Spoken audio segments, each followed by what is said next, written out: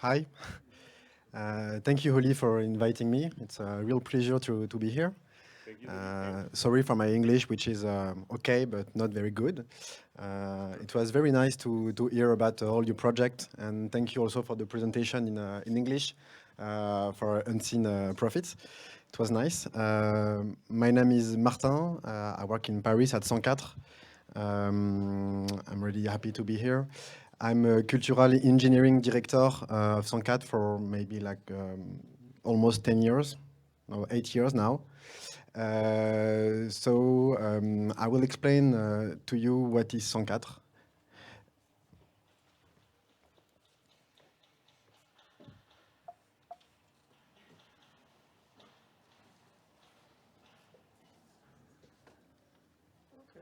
Thank you.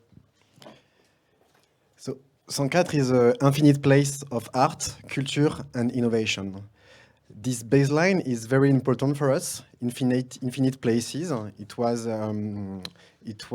created by an architecture team in 3 years ago called Encore Heureux, Still Happy, and their team was selected by the French Ministry to represent France at the Biennale of Architecture of Venice.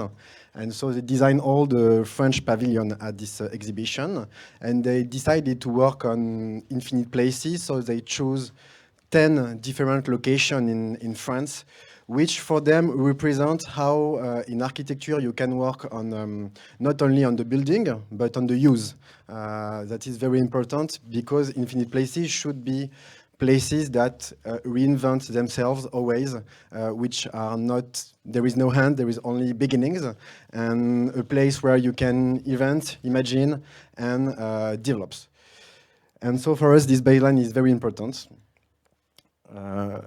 Maybe to start, it's important to put 104 on the map. So it's a map of Paris and all the suburb.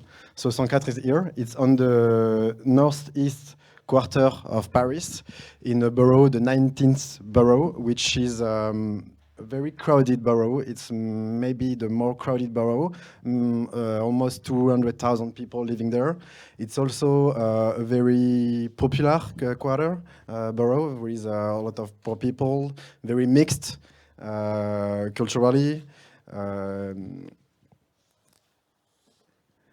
Yeah, it's a zoom of only Paris and a zoom only on the 19 borough. So you can see there is also a big park there, which is the Villette. Maybe you know it's the biggest cultural park, if I can say that, in France.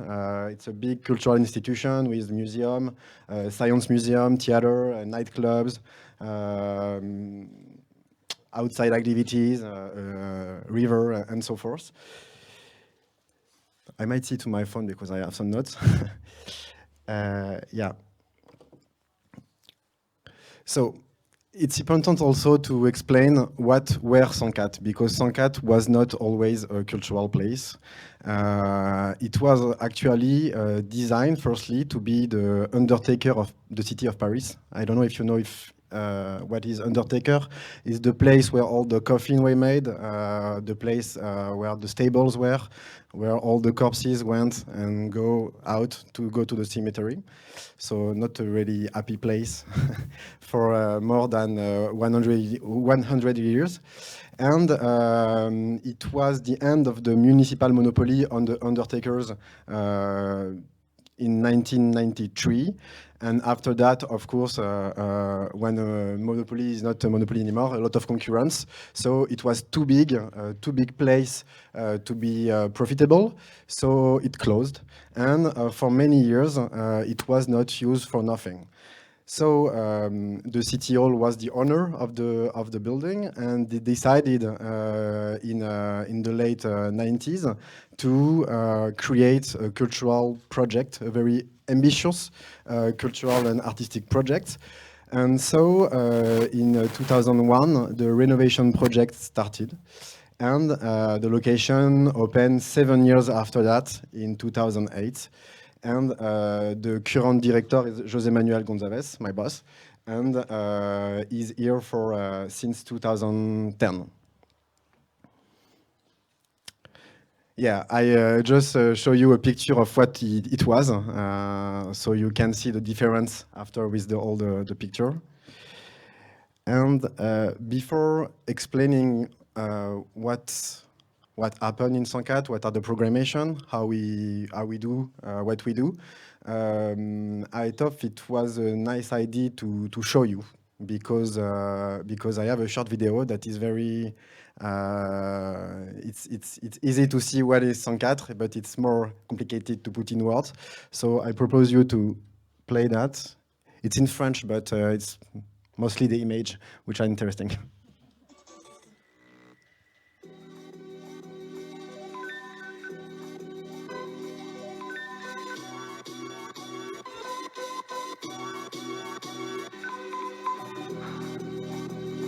Bonjour.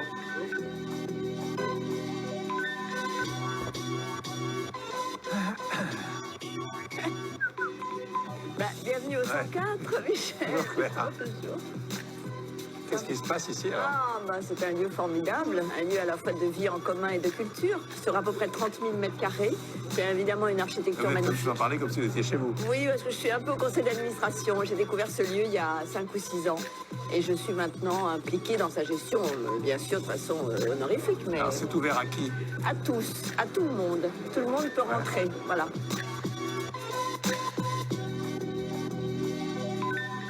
Et ici passe quoi?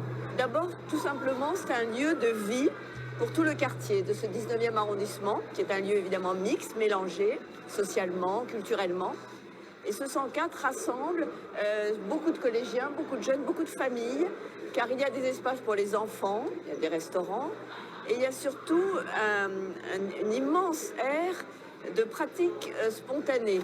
Ceux qui veulent s'entraîner, danser, répéter une pièce de théâtre, des circassiens, des acrobates, des hip-hoppers viennent ici, trouvent un petit lieu, un coin, ils mettent leur musique et tout ça vit en bonne intelligence. Voilà.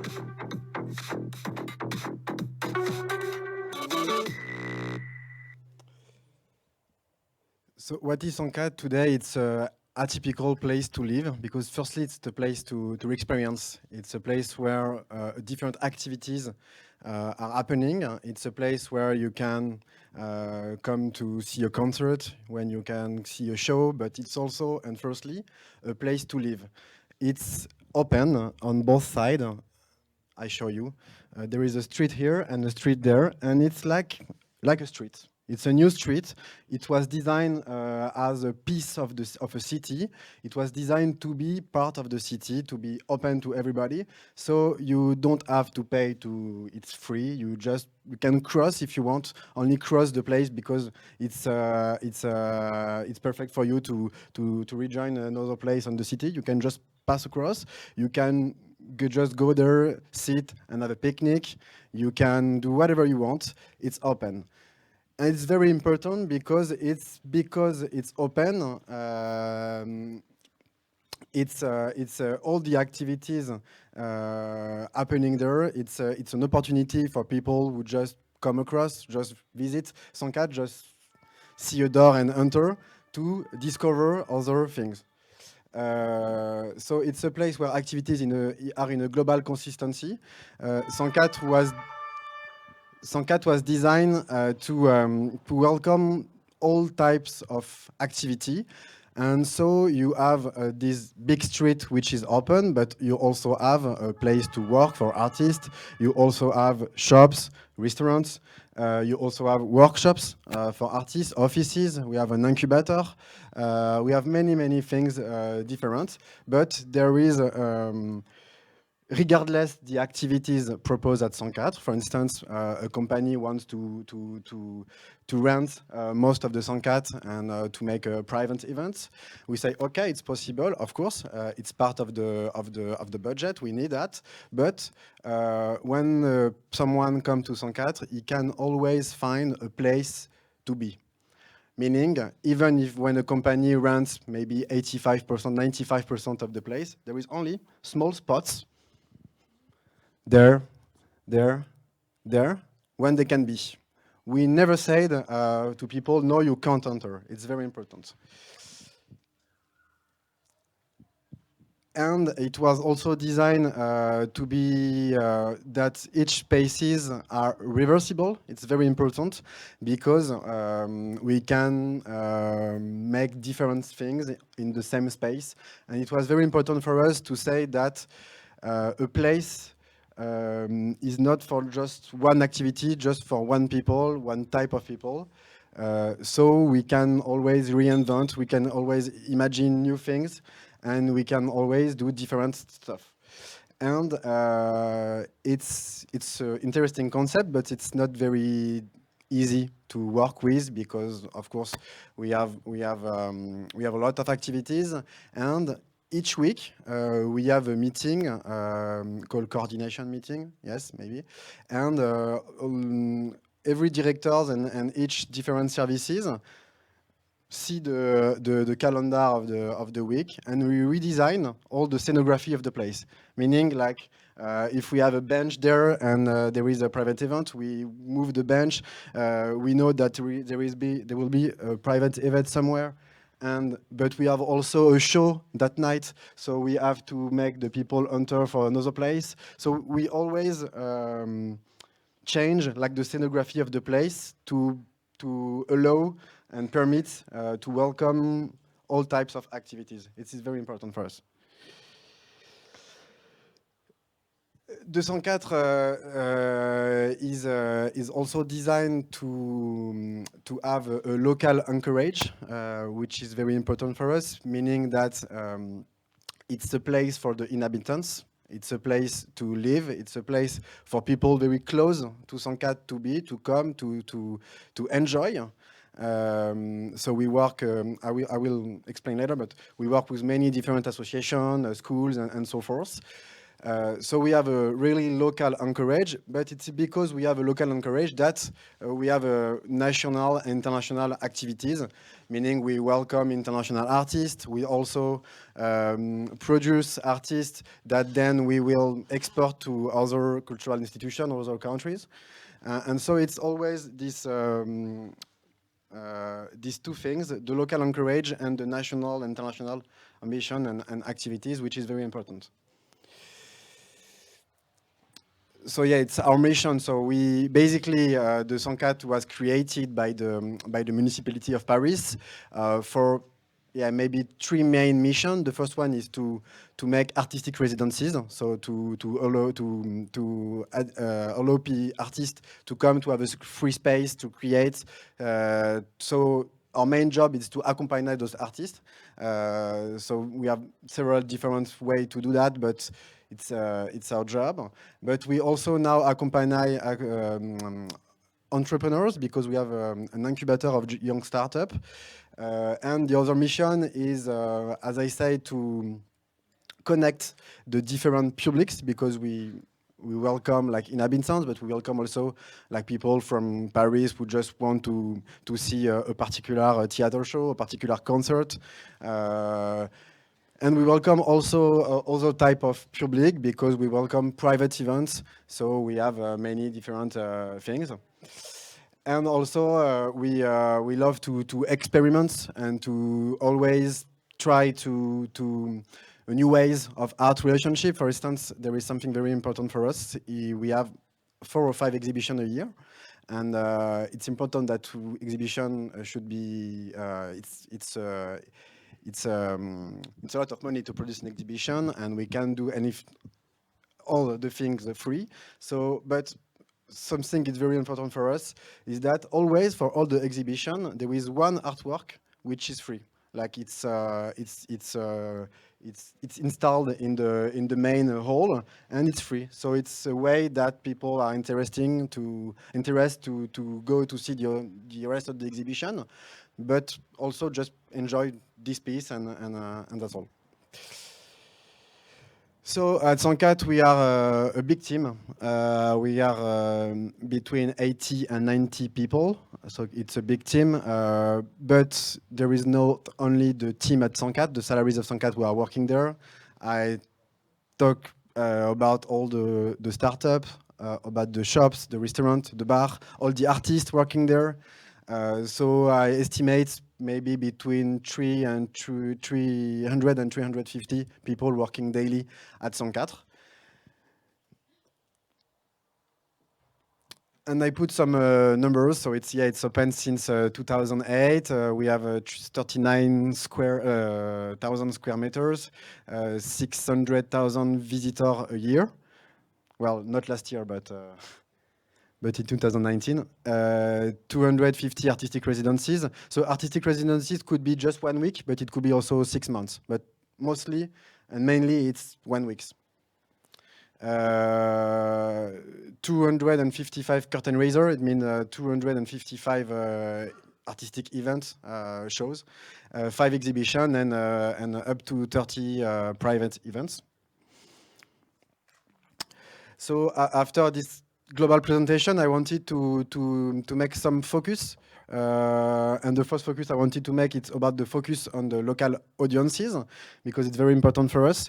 So maybe you see on the video something that we are really proud about is what we name the spontaneous practices. The spontaneous practices. It's all the people you see there.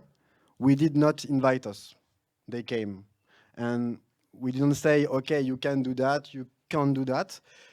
We never say you can't do that. They come, they do that, and obviously there is like some people who try to make the thing working. So if there is the music too loud somewhere, we say, okay, go there. But all these practices are free. We didn't invite them, and they are here. So we have dancer, a juggler, playing, singing, and so forth.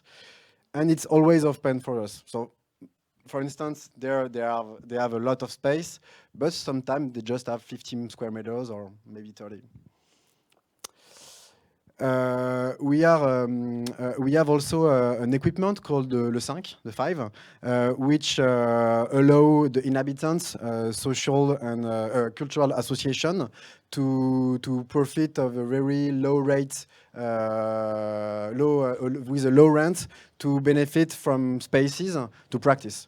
So it's artistic amateurs of the 90s and 20 borough of Paris, 18 and 19, sorry.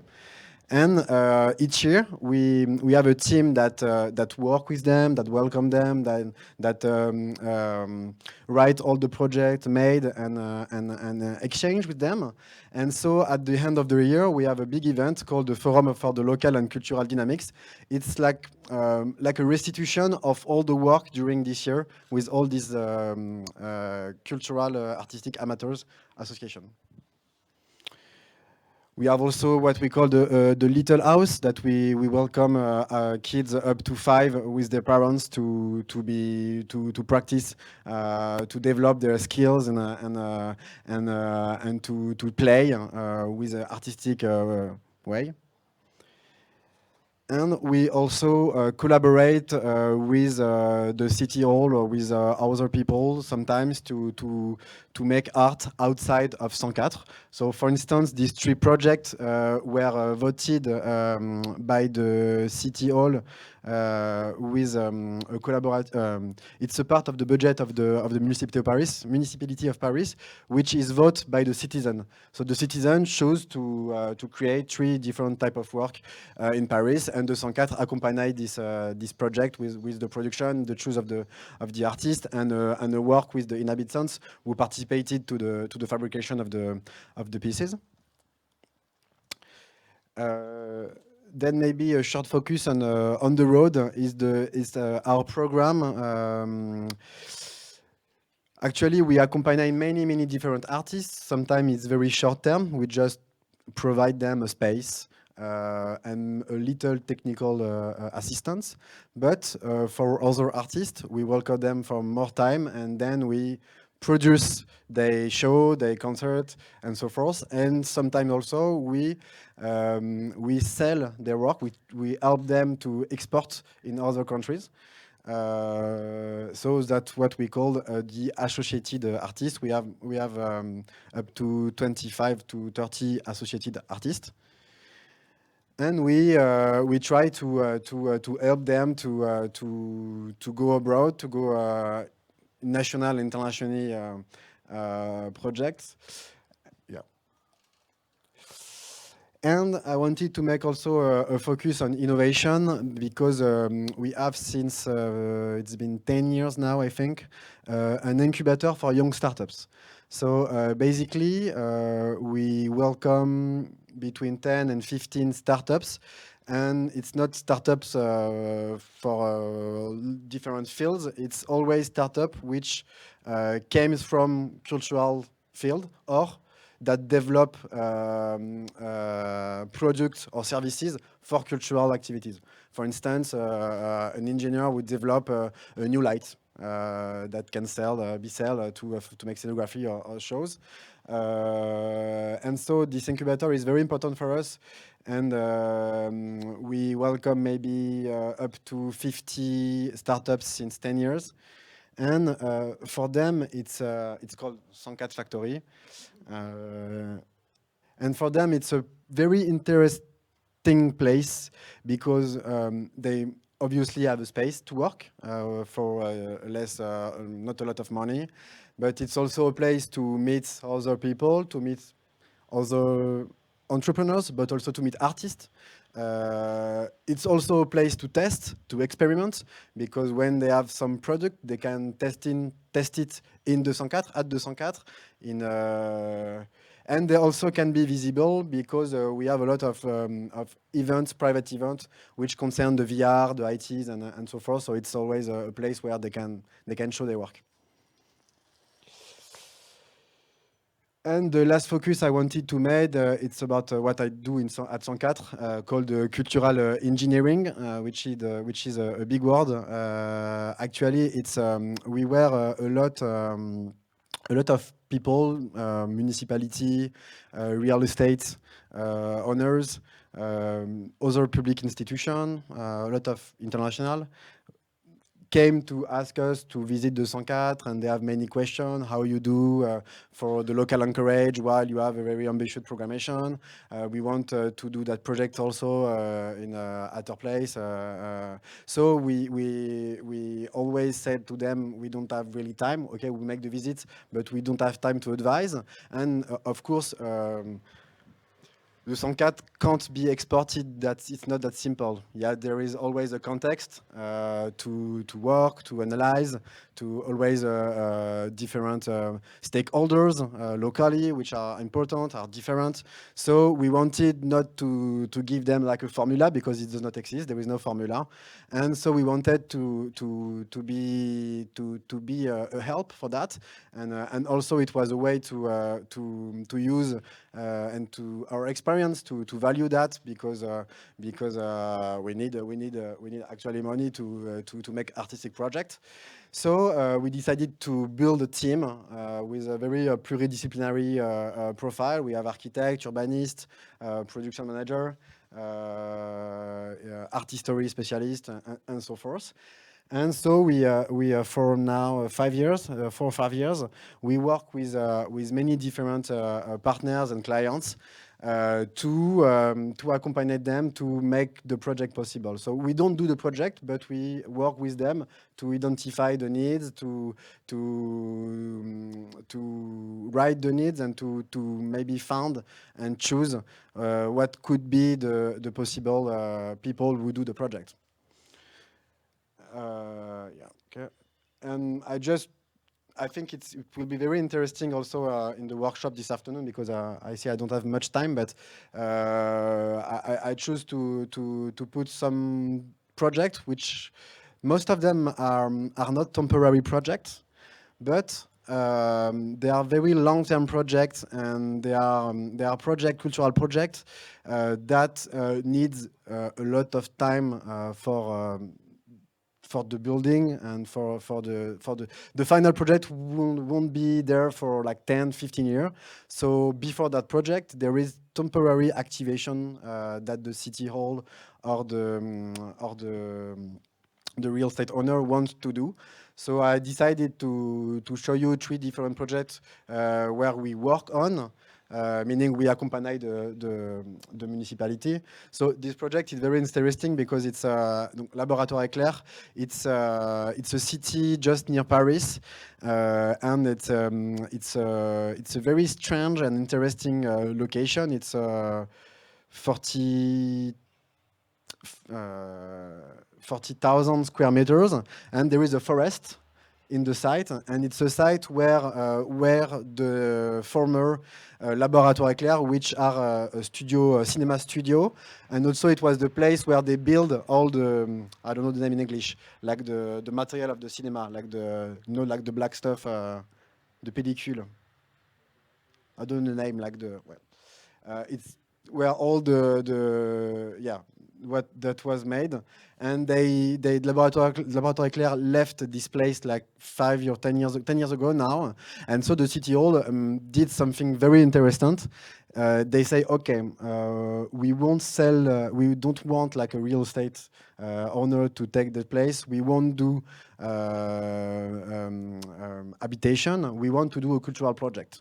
So the city bought the place and say, okay, now we have to think what we want to do there.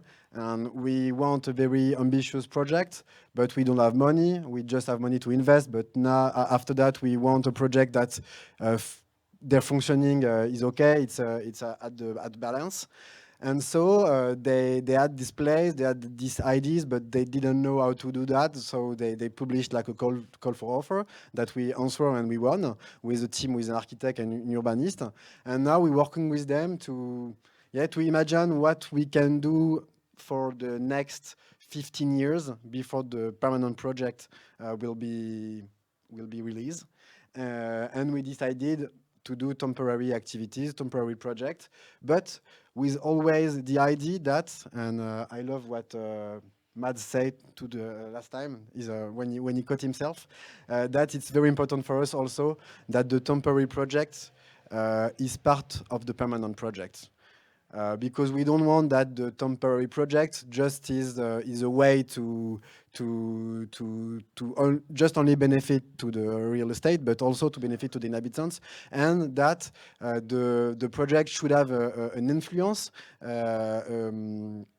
It should have an influence on the permanent project. So it's the spirit which we work on that project, and by now it's happening very soon, because we are publishing a call for offer to find like people working there and to manage the place in September. And while we found somebody to work on half on the site, the other half will be studied for architects and urbanists to imagine what we can do, how we can develop new uses while keeping the former building, which also is very important for us. Never destroy, always adapt. But maybe if we have questions on this project, we can speak later on this afternoon. Really quick, also, we have a project in Sevilla, which is in the former Artilleria, the place where they build cannon weapons for centuries. And of course, now they don't do that anymore.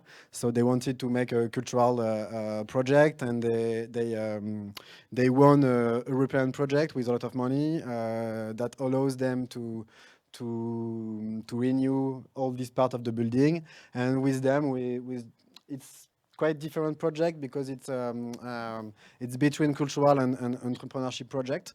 And now we work with them since 3 years now, with a local team, with a lawyer in Sevilla, with a cultural producer in Sevilla also, and we make like a group.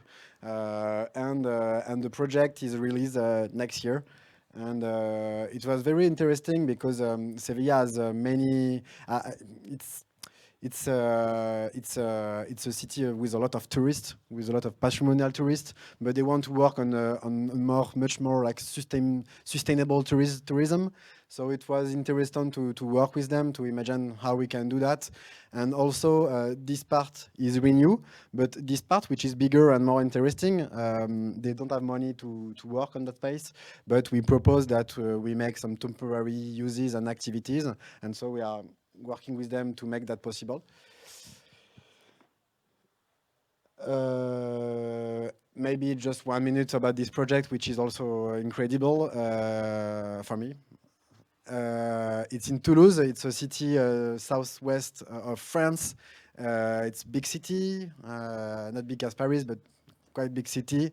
And they have a former hospital, which does not belong to the municipality, but to the hospital. It's not private, but it's the hospital.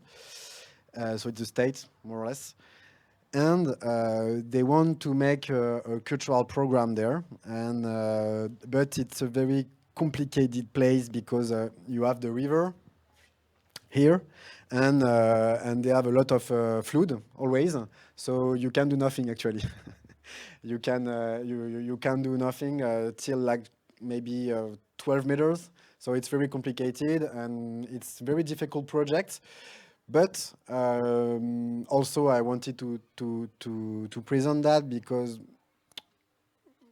we say to them, you won't be able to do a project in the next year because it's too complicated.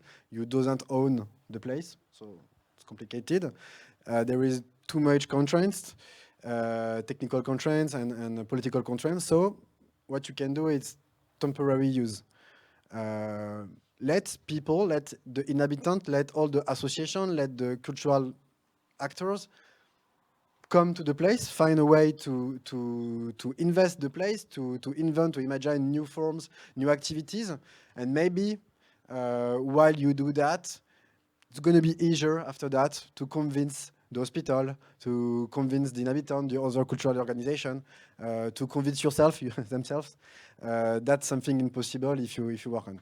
So on this project, the temporary activity really is like a way to prefigurate, to anticipate what could be permanent, future permanent use for that place.